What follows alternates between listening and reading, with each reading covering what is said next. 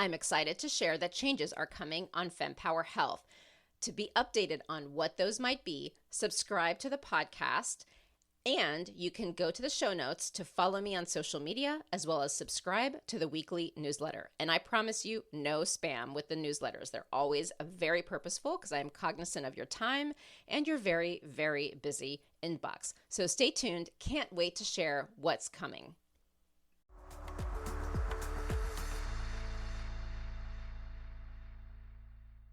It's a missing chapter in nutrition up to this point because it's been a really tricky thing to study. A lot of these bugs you can't grow. And it's only been with the advent of sequencing technologies that we can begin to know who's there and what they're doing. And I think that has been the unlock to then circle back to nutrition and what it is that we've missed, like literally missed, taken out through processing in our nutrition, because we focus so much on growing our own cells, but we haven't thought about how do we grow our microbial partners. Someone called it the Tamagotchi of our guts, or some have likened it to an entirely lost or forgotten organ. Welcome to Fempower Health. Georgie here. I've had the pleasure of interviewing over 100 guests on the Fempower Health podcast, and I've been noticing an interesting theme when it comes to our health. On the one hand, it seems that the microbiome plays an even more critical role than many of us thought. And while we tend to talk a lot about probiotics, etc., what we're realizing is what we eat, the stress levels, etc., all have an impact on our microbiome and our overall health. On the other hand, we're seeing so many one-liners, so to speak, on social media where there seems to be a lot of attachment to the specific diet that each one of us goes on, whether it's being a vegan or keto or intermittent fasting. So today I bring to you Dr. Christopher Damman. He is a former functional food and microbiome lead with the Bill and Melinda Gates Foundation, and he is a board-certified gastroenterologist at the Digestive Health Center at UW Medical Center. So we talk about the gut microbiome and nutrition and its role in our overall health. Enjoy. So we are here to talk about gut health and nutrition. And I think this is such an important conversation to have. There's a lot of questions that really need to be addressed from a fact basis. Because I feel like with nutrition, there's all these headlines and strong opinions about how to be healthy. And if you're not on keto, I'm not talking to you. Or if you're not a vegetarian, you don't understand. And I'm not saying everyone who eats in the different ways has those opinions, but there definitely is the war. And Yeah, there's some really entrenched perspectives for sure. I call them diet tribes, and they all launch into their diatribes. I think that's a reflection of people's own personal journeys with nutrition, and they find a solution that works for them. And one size is not it's not one size fits all in the nutrition world. There truly is personalization, and there truly are some medical conditions where things like carbohydrates can be really tough on the gut. And so folks that go in the direction of keto and very low carbohydrate, it could be that fueling that perspective, and it's founded in good research.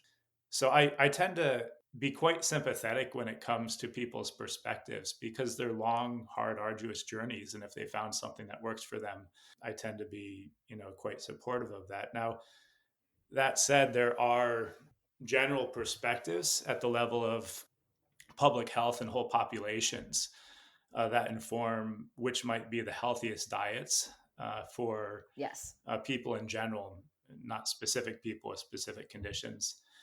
So give your introduction, because I think it's an important one and very relevant one to give, and then we can continue diving into this. Yep, absolutely. So I'm a GI physician, but I've spent most of my career in translational research at the interface of clinical medicine and what's sort of up and coming in terms of new therapies. And my specific interest has been in the gut microbiome, probably before it even had that name. I remember a lecture back in medical school And a book by Paul Ewald was referenced, and Paul's an evolutionary biologist, and he basically said, yeah, all disease is probably microbes. And lo and behold, we then discovered how important the microbiome is. So I followed that wave all throughout um, medical school and internship residency and then GI fellowship, um, and then received a fateful email from the Gates Foundation about 7 years ago, asking if I knew folks in the microbiome field because they were interested in applying those perspectives to undernutrition, malnutrition, preterm birth. And that turned into 5 years working at the foundation, leading their gut health and microbiome efforts, focusing on women and children, and transition then to vaginal microbiome as well. And so some fascinating parallels there.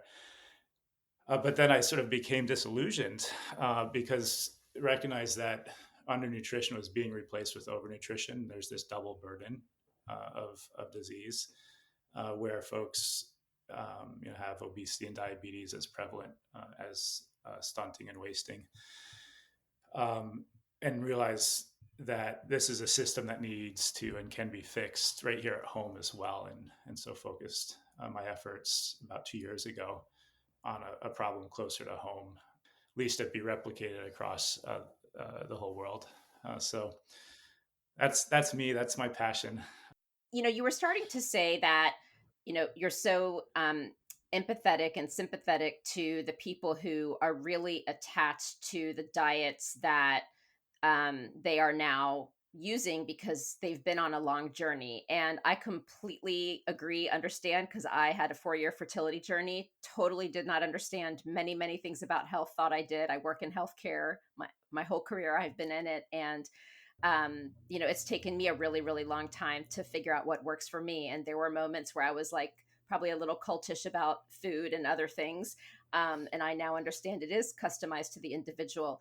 And then I had a really interesting conversation with a close friend of mine who is a clinician. We had this whole debate about how when you create standards, you still have to do it for the overall population.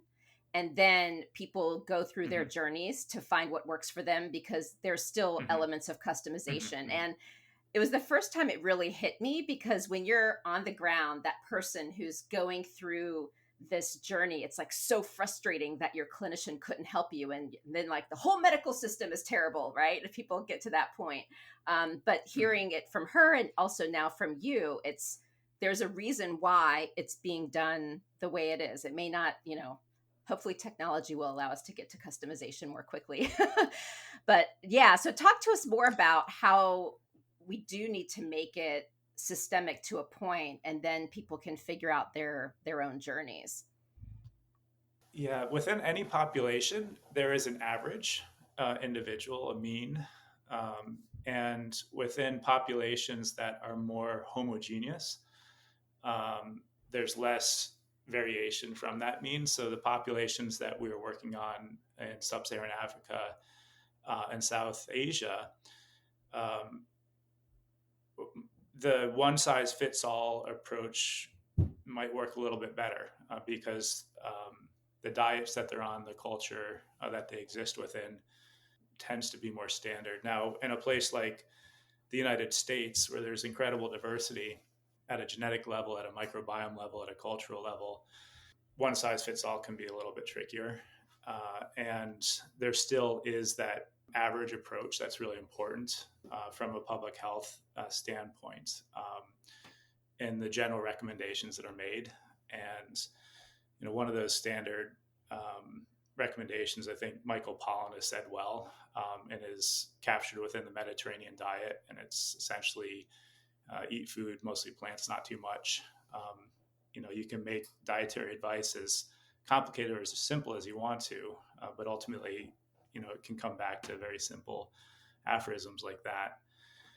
But like I said, there are people that have medical conditions. For example, some types of Crohn's disease. Folks that follow a very low carbohydrate diet or a specific carbohydrate diet, there's evidence suggests that it actually helps prevent flares in their active disease. And it's probably because there's certain microbes there that are bad actors in their particular guts, or they might have immune systems that are just potentiated to respond to the natural bacteria there, and they grow when they see certain carbohydrates. So, since you've been so close to your interest in microbiome, tell us why it is so important and what we need to understand with how food relates to it. Because, again, I feel like with this fast-paced society we live in and clickbait with media trying to just get people to click on articles, these crazy headlines are created for those clicks. And the fast-paced world we live in with social media, et cetera, it's just this headline basis world we live in. Can you talk to us about why a balanced microbiome like really is so critical? Put in simple terms, the gut is the gateway to health. Like literally, all of the nutrients that we consume come in through the gut. So it stands to reason that it probably is impacting the rest of the body and health systems in a profound way if it's not working right. And in terms of the microbes in our gut, they're not just innocent bystanders; they're actually partners in health. They take the components of the food that we can't digest, like fiber, but also polyphenols. They transform certain fats and certain things that are present in fermented foods. And they transform them into health signals that are important for our body, maybe as important as the standard nutrients that we think about, like macro micronutrients, the proteins, the fats, the carbohydrates, vitamins, and minerals that we get in our diet. And I think the next 50 to 100 years in nutrition will be focused on those bioactives that help promote a healthy microbiome, and then the factors that the microbiome produce for our health. It's a missing chapter in nutrition up to this point because it's been a really tricky thing to study. A lot of these bugs you can't grow. And it's only been with the advent of sequencing technologies that we can begin to know who's there and what they're doing. And I think that has been the unlock to then circle back to nutrition and what it is that we've missed, like literally missed, taken out through processing in our nutrition. Because we focus so much on growing our own cells, but we haven't thought about how do we grow our microbial partners. Some have called it the Tamagotchi of our guts, or some have likened it to an entirely lost or forgotten organ system, just like our cardiovascular system. How do we maintain that health? And I think you're right. When we understand better how to grow a healthy microbiome, and I don't think it's really that complicated, then the overall health implications are huge. It truly is connected to so many systems in our body and so much dysfunction that we see in modern day, whether it be metabolic disease or inflammatory disease or neurological disease. Those connections are there, and we're learning more and more that it's not just correlation, but causation. Are there any specific things that you can cite? Like you did allude to processed. You can kind of distill it down to salt, sugar, fat, Yes. as Michael Moss articulates in his book with the same name. Maybe additives too.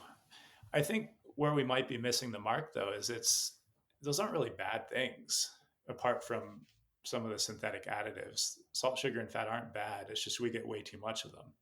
Processing concentrates them and puts them in certain combinations that make them very, very rewarding, maybe even addictive. There's some recent research that's actually looked at brain activity when you consume foods that have certain combinations of salt and sugar or fat.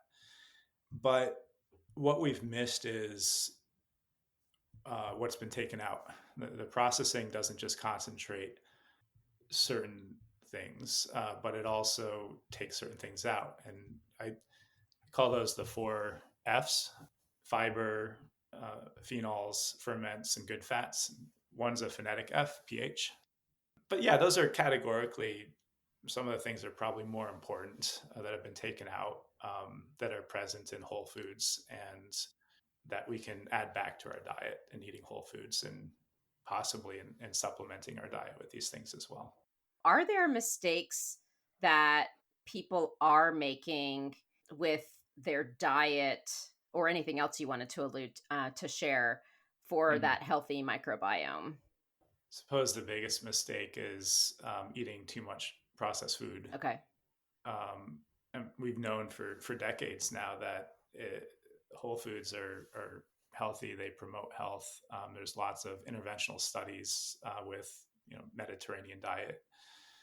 The rub though is we know how to eat healthy, but as a society we haven't, and it stems from the difficulty around behavior change.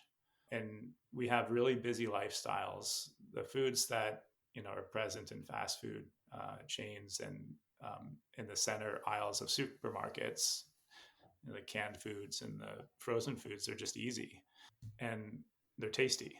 We have palates that have grown accustomed to them. So how do you short circuit that systemic issue of busy lives needing to reach for simple foods that are quick and easy and cheap, relatively speaking?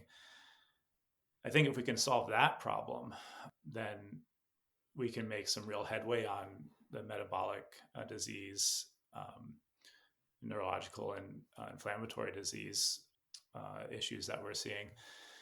And it's not an easy problem to solve because there's big economic interests at play here too, with industry that is a tide that's rising against some ways the health of of the nation. But if we could find a way to align those incentives with individuals' incentives in health, I think that would be a huge win-win. And that's where I become a pragmatist, and I think, okay, well, yes, we should keep finding ways to emphasize the importance of whole foods and find ways to get those into our diet because there's really no substitute for that. There never will be. And there are new ways. There's, companies that have created smartphone apps for tracking the foods that you eat and giving you alternative suggestions if you scan, a UPC code and things like that. And I think those will be really helpful. But I think another part of the solution is, pragmatically, how can we make the processed foods that are out there and probably always will be out there better and healthier, and put some of these things that have been taken out back in, and maybe bring down some of the things that are too high, like sugar, salt, and fat, and find a balance that actually gets closer to what food is meant to be in the first place and is present in minimally processed or whole foods. And there's many things that need to happen at once, but those are, I think, two of the key levers that can make a difference. It's true. The reality is something we need to take into account, whether we're busy or we live in a place where you have to drive 20 miles to find healthy food. So, in the meantime, if we can't get to ideal, what are the things that people can realistically focus on? There are alternatives to those less healthy versions of food. So, for example, there's companies that are making better for you sodas that don't have tons of sugar, don't have sugar substitutes, and are actually sweetened with natural fibers, and might even venture to say, like, possibly a little bit healthy for you.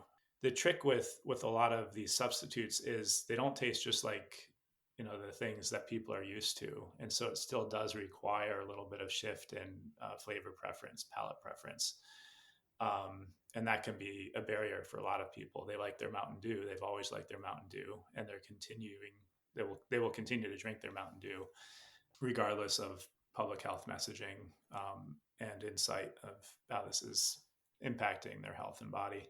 But education is a big part of it, and education around why these alternatives are healthier, and how it's not just going to impact things like your weight and blood pressure and blood sugar, but as a very recent New York Times article highlights, it will impact your mood, your outlook on life, the things that we tend to care more about than just numbers. So I think if we can make those connections for people and show how these changes will improve their quality of life, that could be really incentivizing. There's a lot of companies, like I said, that are producing these alternate, healthier for you processed foods. And I think that will go a long way. I think some of these technologies too that help the consumer decide what's healthy and what's not and show them in real time what alternatives might be will also be super powerful. And I alluded to these apps, and there's also food grading systems. So we've all had the experience of going cross-eyed staring at food facts labels, and even those of us that are trained in nutrition, as our eyesight goes or as our patience is not there, kids that are tired and want to get home clinging to you, it's not always very practical to spend time and do that. And I've gotten very passionate about how we can make that simpler and it's easy with just an app, where you scan the UPC code and it gives you a 1 to 100 rating. Yeah. And then that can help you decide, well, this is a healthy cereal. It might even say, well, this is another cereal that's very similar but healthier. And you can even personalize it and say, well, I'm keto, or I'm avoiding FODMAPs, or I have an allergy to this. So it'll be personalized to your specific preferences and health background. Is it available yet? So there is a very early beta version that I've been testing, and we are on the verge of launching something for more general consumption. Okay. But yeah, I'm super excited about it. I think the best projects always stem from where your own needs are. Right. I mean, my wife and I have our hands full with 3 kids, 11, 8, and 6. So grocery store shopping is tricky. And I'm always whispering over my wife's shoulder, like, oh, we should get this instead of that, because this is what I live, eat, and breathe, literally, nutrition. But now that she has this beta app, it's like me whispering over her shoulder all the time. She can just do that quick scan. And then that way, if you like annoyed her that day, she can't like get mad at you and like be like, stop annoying me and telling me what to do, because it's an app. Yeah. It's funny you say this, because earlier you were mentioning something and I was thinking back to college, and I went to the nutritionist for whatever reason. Biggest takeaway, and I still remember it, is no more canned vegetables, only frozen if you're not going to get fresh. I have not had a canned vegetable since. The only thing canned are the tomatoes when I need to make some sort of a chili or something. I agree. Frozen vegetables are so much tastier. And you know what? It's crazy, but I've heard things like they might even be a little bit healthier than the unfrozen versions. I don't know if I entirely believe that, but you could think of it as you harvest something and you essentially freeze it. So all of that nutrients there is frozen. It's preserved. Whereas something that you harvest and then transport refrigerated, it starts deteriorating. That's true. So there might be something to that. I've also heard that around fish. It's maybe better to have frozen fish than fish that is never frozen, is transported over long distances. Certainly if you like catch something and fry that up right away, that's probably much better. Or if you have your own garden, that's going to be much better. I don't know how much truth there is to that, but I thought it was kind of an intriguing idea. When it comes to canned vegetables, though, there is one category of vegetables, I guess you can call them vegetables, that I think canned still is good, and that would be beans and low sodium versions of beans. Not the green beans, but kidney beans and black beans. Like, beans are such a powerhouse when it comes to nutrition. They're filled with good fibers. They're high in protein. And when people ask me, what are the few things that I can do to improve my health, I usually say, well, eat more beans and eat oatmeal for breakfast. Now, but beans can make people gassy. So is this like a genetic thing? Is it you should rinse them? Is it take charcoal with it? Like, what's the key? Because there may be people who are like, sorry, the gas is too much. Gas is too much. Our guts are just generally not all that accustomed to fiber. Only 5% of people get enough, if you can believe it. Generally, people get about 15 grams or less, and we should be having 30 grams. What makes the gas is the microbes in our gut. And folks that have imbalances in their gut microbiome, that gas will be more, because the gas in a balanced microbial ecosystem will be consumed by secondary degraders. So you have the first guys that are eating the primary fiber, and then what they produce is being consumed by other members, the secondary degraders. That said, if we go low and go slow, that's the mantra, in reintroducing fibers into our diet, whether it's broccoli, which is another big culprit, or cruciferous vegetables in general, the relatives of broccoli, or beans. If you go low and go slow, that gives your gut microbiome a chance to re-equilibrate. And you might still experience some wins, but it may not be as bad. And your gut will eventually adapt to the higher amounts. You just don't want to overdo it at the beginning. Your friends and family will thank you for going low and slow. And I think your gut will too. So interesting. One of the questions that we were going back and forth about, since we're on the fiber topic, is how are fibers different in supporting the microbiome? So what else do we need to discuss there? There's lots of different types of fibers, and it's easy to use broad brushstrokes and say, get more fiber, get 30 grams at least, plus or minus, depending on how active you are in your age, whether you're male or female. But it's more complicated than that. There's soluble fiber, insoluble fiber. There's fibers that tend to be better at growing your microbiome, and others that are less prebiotic. There's all these nuances, and we keep getting pitched the one-liner: eat more fiber. Like, what the heck does that mean? So, and I'll say one more thing, and then I'll give some yes. specifics. And one of the fibers that tends to be more difficult on people's guts are the high FODMAP fibers. And these are fibers that are more readily fermented in the upper gut, especially in people that have imbalances in the microbes in their upper gut, whether it's small intestinal bacterial overgrowth or even just IBS, which arguably affects as many as 1 in 3 people in the US. These include things like inulin, chicory root, garlic powder, onion powder, garlic and onion in general. There's inulin in wheat. And if you look at the label of processed foods, you'll see a lot of these things there: inulin, chicory root, garlic powder, onion powder. And you might think, oh, garlic, onion, that's innocuous. That's no issue. Well, folks that suffer from IBS or SIBO, these can cause a lot of issues in the gut because of the imbalance in the microbes that exist to begin with. So these high FODMAP fibers can be real culprits for people with their GI symptoms, whether it's diarrhea or looser stools or bloating.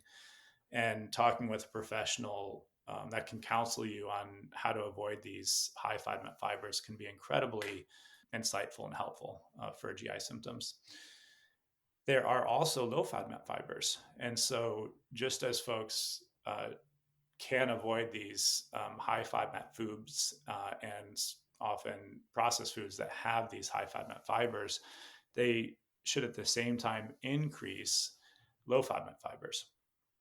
And that's often not part of the counseling or advice that's received when you might go to a healthcare professional and how to deal with your GI symptoms.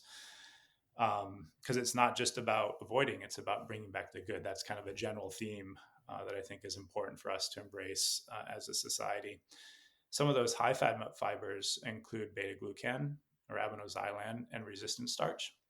But even with that general advice, and there's plenty of other foods too, and you can look up online resources that tell you which foods are low FODMAP foods, and of course talking with a healthcare practitioner. But even with that guidance, in our modern busy days, it can be really hard to still get all of that fiber in, an extra 15 grams. So there are things which you can take as supplements to get that additional fiber in. What's, I think, really, really important, though, and this isn't a message that's emphasized enough, is those fiber supplements should be taken in the context of a regular meal, not just a separate thing that you have in the morning. Because the way fibers work, they work in concert with all of the other nutrients and the way that the microbes consume them, the way that they slow the absorption of sugar into the bloodstream in the upper gut. So yeah, there's companies that make these fibers. Supergut is one of those companies. There's other companies as well that have put these fibers into a special formula Mm-hmm. that make it really easy to mix into yogurt or a soup or a smoothie or even just as a aperitif and a little bit of water before a meal. So again, I'm a pragmatist. I know people are not going to always be able to. A lot of people can, and that's great. Whole foods only, but for those that find it really challenging, I think a supplement approach can be really helpful. It's like the 70-30 rule. Mm-hmm. It's better. You can get 70% of the benefit with 30% of the effort, essentially. So let me ask you this, because I've noticed too that different foods affect me in different ways. So, like, I can eat something one day and it's fine, and then I'll eat it another time and forget it. Like one time, I found this great way of making fish that I loved. It was I don't even remember which kind of fish, but I would like coat it with garlic and olive oil. Mm-hmm. Mm-hmm. Loved it, and then one day I ate it and I thought I was going to die. And it was the garlic because I'm like, there's literally nothing that I put on this except garlic. And I know it's high FODMAP, but now I've been slowly putting garlic because I've been freaking out like, oh my God, I think garlic's out of my life. And I've been slowly adding it back in and I've been fine. So can that happen where like folks that need to be on the that have SIBO, right? You have SIBO and need to be on the low FODMAP diet. Can they eventually get back to being able to eat all foods if their gut microbiome gets balanced? Like, is that really the idea here? Yeah, I think that's the end goal. How we achieve that is still an active research question. Okay. I think individual people can try experimenting and bring things back slowly, bring things back in the context of other foods because foods do synergize, nutrients synergize with each other. Right. For example, if you have resistant starch, the low FODMAP, along with garlic or inulin, that might allow you to tolerate it better. Okay. So there's that. And then our microbes are dynamic, they change, they respond to the foods that we eat and to other things. So just as I have the four phonetic F's, there's also what I call the four M's of a healthy lifestyle. So at molecules, microbes, movement, and minds. Molecules is food, but Okay. for each of these, there's a flip side. It's toxins as well, or unhealthy food. Microbes, it's your healthy microbiome lives on, in, and around us in the environment, but it's also pathogens, viruses, and bad bacteria. And movement, that's exercise, but it's also lack of exercise and too much screen time, too much indoor time. And then mind, it's mindfulness practices, stress management, good sleep. And then the flip side would be insomnia, stress, our workaholic lives. And there's the four M's, but then there's also one more letter, and it's the big C. It's the foundation to all of these columns, and that's community. Um, that's our relationships. That's our friends and our family, and those connections that really truly give us meaning in life, make us inclined to want to eat well and exercise, give us friends to do that with. I would say it's probably the most important, and that's actually borne out in the literature too. How our community, our our work friends, our general friends, our family are so important to health and longevity. So those are some of the other ways to focus to improve gut microbiome, but also overall health. Right. So, in the meantime, while we don't have your app yet, if you were to give high level advice on a this or that, Hmm. So I'm shopping, and let's say I'm on the cereal aisle. I'm a parent, I'm Hmm. getting cereal for my kid. How do I pick? Is it only buy Cheerios, just skip the rest? How do we make decisions about that? Like what is the thing, the one or two things we should look at when we're thinking of this or that? What it's powered by is ratios, and there's the carb to fiber ratio. So you can look at on the nutrition label how much carbohydrate there is, how much fiber there is, and do a simple calculation, which is just the ratio. And if that ratio is less than 10 to 1, and even more ideally less than 5 to 1, that's generally going to be a healthier food for you. It's Okay. probably going to be closer to a whole food as well. That's one of the major things that drives the calculator, but there's other ratios that are incorporated as well. Things like sodium to potassium ratio, saturated fat to unsaturated fat ratio, and then calorie density, which is calories to weight. What's really neat, I think, about this system is in broad brushstrokes helps you identify whole foods more readily and what it is about those whole foods that makes them healthier, because there are studies that support adding fiber back in. It's not just a proxy or associated with better health, but that truly does decrease your blood sugar levels to a healthier range and decrease insulin and all of this. This has been studied.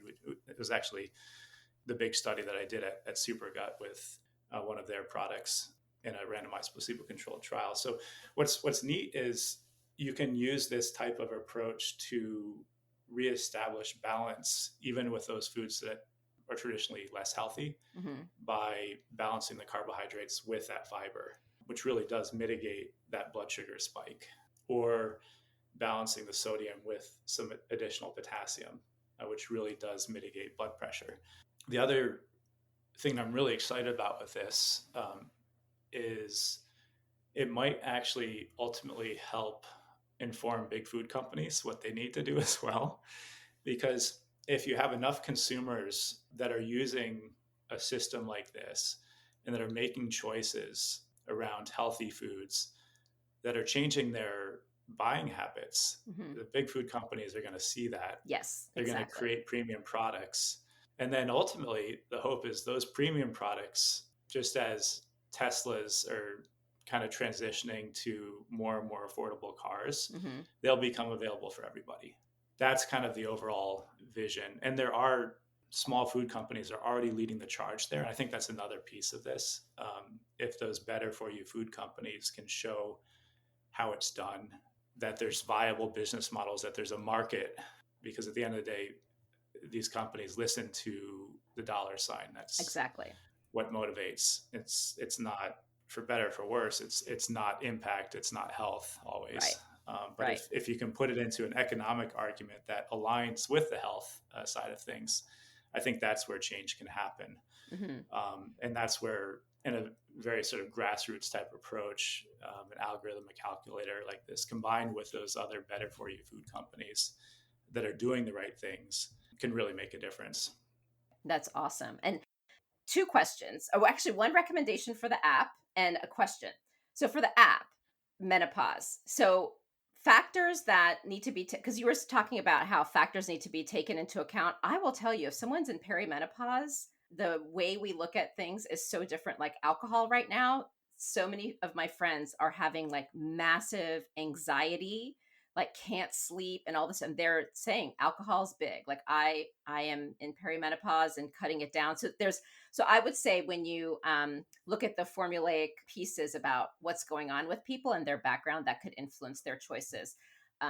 Please add what stage of life they're in, Oh, that's especially for, fascinating. you know what I mean, like post Yeah, pregnancy. yeah. And then also if they're on a certain medication for Uh endometriosis, huh. that puts them in menopause. Chemotherapy puts them in menopause. So there's a lot of nuances to that too. But I just think from a women's health perspective. Changes in hormones profoundly impact the gut microbiome. And so, depending on what those hormones are, where one is in their cycle, where one is not just in their cycle, but their life cycle, right, in menopause, that specific combination of hormones can lead to a more inflammatory or less inflammatory profile in their microbiome. And so, a lot of the symptoms that one might experience in menopause, surely coming from the hormones directly, but I'm intrigued by this possibility that there are these indirect mechanisms as well. And so let's say, and there's some evidence to support this, but let's say you have hormones that are leading to more of an inflammatory gut microbiome, which inflames the immune system, and you're producing inflammatory cytokines as a result. Maybe a lot of the symptoms that one experiences during menopause are in part related to that as well. And perhaps, just perhaps, there are ways of helping keep that microbiome on track despite those hormonal fluctuations. And diet is the obvious way of doing it. And if you think about, well, what is it in diet that's going to most profoundly impact? It's fiber, it's prebiotic fiber, it's low FODMAP fibers, it's things like beta glucan, resistant starch. And there's even data that's looked at fiber. Butyrate we didn't talk so much about, but that's one of the major things that the microbiome is making. And butyrate is a master molecule for regulating metabolic health. It has been implicated in preterm birth, has been implicated in polycystic ovarian disease. And so ChatGPT got it right with vitamin D and calcium. I think looking into the future with a crystal ball with some of the early studies that we will recognize just how important fiber is for women's health as well. Hormones are going to change. We can't necessarily control them and shouldn't in a lot of ways. And Mm-hmm. so, if I'm hearing you right, is it keep your gut as healthy as possible because when the hormone changes happen, it's not as bad? It might help keep the gut in a stable equilibrium despite the fluctuations that are happening in the body's hormones. Okay. So let me say one more thing about gut health and hormones, because it's not just the sex hormones that we're talking about here. It's not just estrogen, progesterone. The gut makes hormones. The gut makes GLP-1. Now, the savvy listener, maybe most of your listeners, being medical practitioners, will immediately recognize what GLP-1 is. It's Wegovy. It's these drugs that have been used for some time for diabetes, and now more recently have created waves and controversy, quite frankly, in the realm of weight loss. They're wonder drugs for morbid obesity as alternatives to gastric bypass surgeries. Where it becomes controversial is in kind of the fringes of folks that might be a little overweight, Mm-hmm. or maybe not even overweight, but want to lose weight nonetheless. So turns out that these designer drugs that you have to inject, they're produced by the gut naturally. That's where we learned about them in the first place. GLP-1, GIP. GLP-1 is made down in the colon. GIP is made in the upper gut, the duodenum. There's others too, like PYY, and more beyond that. They're made by the gut, and what stimulates them are both direct components of the diet, but also how the microbiome consumes things like fiber and turns them into things like butyrate, which is very well worked out, stimulates GLP-1 from cells, hormone cells in the lower gut. So all this controversy around should we be using Wegovy for these fringe cases of lowering weight, and what happens if I'm on it? Can I come off it, or do I have to be on it the rest of my life? If I do come off it, is it going to rebound in my weight? Maybe I'll be even worse off. And it all comes back to, well, maybe this can help you lose a little weight, but ultimately you have to change your diet. At the end of the day, that's always what it's going to be. At the end of the day, you have to change your diet. And it comes back to whole foods. But I Yes. think if we, again, understand those whole foods better, things like fiber and that whole pathway, fiber to microbiome to butyrate to GLP-1, maybe that could be a healthier alternative to or complement to some of these weight loss therapies, and something that you could transition off to ultimately once you've achieved that ideal weight, because it will continue to help promote these hormones, these gut hormones in a healthy, natural way. Antibiotics. So this is top of mind because my son has an ear infection, and this is the first time I think he's ever had to go on antibiotics. And you hear, were you born vaginally? Were you breastfed? Mhm. Did you have a lot of antibiotics? So there's all these different things that can also impact as we age the gut microbiome. Is this really something that we need to be concerned about, because we want to make sure we're healing any infections? We also want to Mhm. make sure that we're not popping antibiotics like they're vitamins.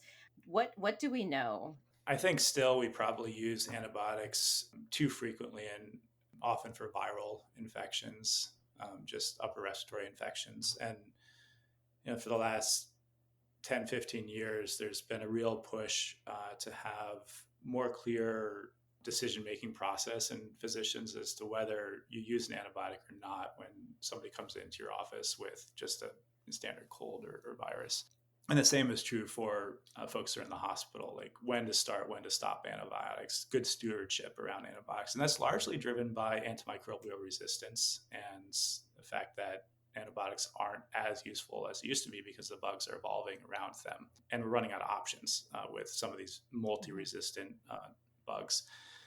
What's entered more recently into the conversation is not just about resistance, but it's about depleting our microbiomes, which we're realizing, oh, by the way, are probably important for us too. So the bottom line is listen to your physician when it comes to antibiotics. They can be lifesavers. It's really important to complete courses when you've been given a prescription. But what can you do to help promote a healthy microbiome in the presence of antibiotics, after antibiotics? There's been some research that suggests giving probiotics can actually impede the restoration of a healthy gut microbiome after antibiotics. There's a study that was done out of Israel that suggests this. There's just one study, but it does enter a bit of a cautionary tale. Again, probiotics for certain conditions, very specific types of probiotics, can be very useful. So listen to your healthcare provider around their advice. But generally, when people ask me, I'm going on some antibiotics, what should I do? I say, eat fermented foods. And the reason is fermented foods, especially the more artisanal versions, have probiotics in the complex combinations that we've evolved to expect in our guts. And those probiotics come with the foods that they like to eat, prepackaged, and with the so-called prebiotics, the fibers, and with what they make out the other ends, the postbiotics. Things like vinegar, acetic acid. It's all there together. Not only that, but this study at Stanford by Justin Sonnenberg shows that it's probably one of the better things for reestablishing diversity in your gut. It's one of the best studies that's shown that fermented foods can do that. So that's my advice. If you go on antibiotics, consider eating a range of fermented foods at the same time. I'll see how much ice cream I have to give my son to have him eat kimchi. I know. This has been so fun. What would be your takeaway on keeping your gut healthy that we should all keep in mind? One sentence from the doctor himself. The 4 M's, the 4 F's, and the 1 C. If I had to identify one thing, it would probably be fiber. Yeah. Go low and slow, right? Go low and slow. Whole foods, and still hard to get enough in. So consider supplement as well, but that should be done at the same time as a meal. Awesome. I really appreciate this interview. Yeah, no, this has been great. I agree. And that wraps up another empowering session here at the Fempower Health Podcast. Now, before you dash off, I've got a quick, exciting invitation for you. Please join our vibrant community by subscribing to our weekly newsletter, because it's really your frontline update on groundbreaking women's health research, the latest health-enhancing products, fun quizzes to boost your health IQ, and unique discoveries that you won't want to miss. All of this delivered straight to your inbox, cutting through the noise, of social media algorithms. Love today's insights? Show your support by rating and reviewing our podcast. Your feedback is more than just a pat on our backs here at Fempower Health. It lights the way for others seeking guidance and community in their health journey, amplifying the voices that need to be heard. And for a deeper dive into today's topics, check out the show notes and explore our website at fempower-health.com. Our site is a treasure trove of knowledge, neatly categorized by topics of interest and life stages, ensuring you find exactly what you need to empower your health journey. And your voice matters to us deeply. Whether you have a question, a story to share, or feedback on our episodes, reach out directly at info@fempower-health.com. Drop us a message on social media or hit reply on any newsletter. Your insights inspire our conversations. And a quick note, the knowledge we share is here to embolden you in discussions with your healthcare provider. It's not medical advice. Always consult with your doctor for health decisions, and remember, the diverse perspectives of our guests reflect their individual journeys, and it's not an endorsement by Fempower Health. Here's to empowering your health journey one episode at a time, and I'll see you on the next Fempower Health podcast episode.